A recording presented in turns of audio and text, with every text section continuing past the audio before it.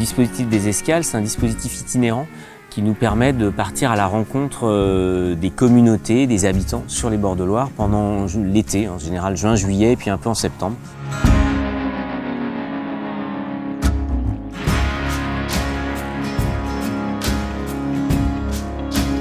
Ça passe beaucoup par le jeu, avec un dispositif de table mash-up où on joue avec des cartes.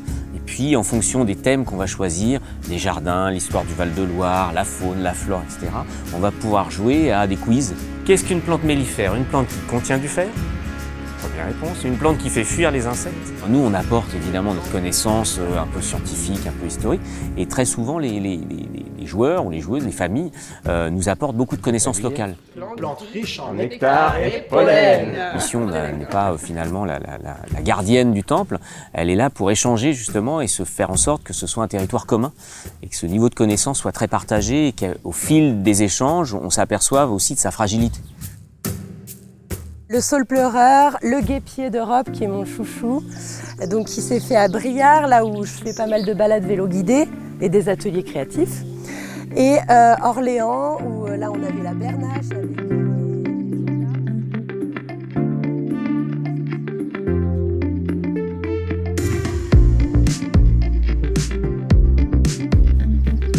Il y a des animaux que vous connaissez pas là?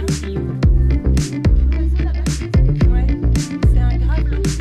Est née cette fresque pour relier en fait tous les Ligériens, parce que donc la source de la Loire jusqu'à l'estuaire c'est à peu près 1000 km. Et en fait, c'est des découpages de régions et de départements, mais en fait, il n'y a pas vraiment encore d'identité ligérienne. Du coup, c'était l'idée aussi de tous les rassembler autour de la faune et de la flore. J'ai à cœur à faire en sorte que dans les écoles, il y ait ce type de projet parce que c'est pédagogique et illustratif. Et puis voilà, comme ça, on leur apprend quelque chose.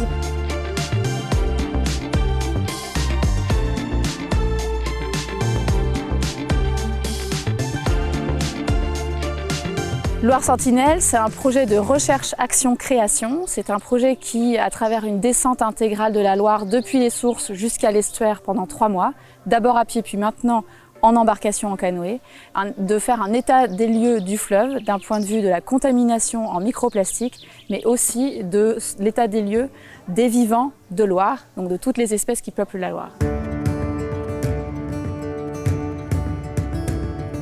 La sécheresse dont on est tous conscients et conscientes. Et ça nous a touchés très profondément parce que quand on le voit de loin depuis les berges, ce n'est pas la même chose que de le vivre quand on est en Loire à bord de notre canoë. On a des modes de vie qui sont très consommateurs d'eau et on a des rapports au fleuve qui sont très utilitaires. Donc comment est-ce qu'on en arrive à avoir un rapport au fleuve qui est différent? Un rapport au fleuve un peu de l'ordre de l'inscription au sein d'un écosystème. C'est aussi ça qu'on explore au travers du projet. Avec notre structure Nat Explorer, donc sur notre site internet, on a décidé d'embarquer avec nous une carte interactive, donc via une balise qui est à bord dans le canoë. Donc sur notre site, vous trouvez une carte interactive dont notre avancée au fil de l'eau. Donc nous avons aussi toute cette idée de partager des moments avec le public, de faire pour la première fois pour nous, qui sommes plutôt experts de mission à l'international, de la médiation in situ pendant la descente de Loire. Donc on peut rencontrer aussi le public.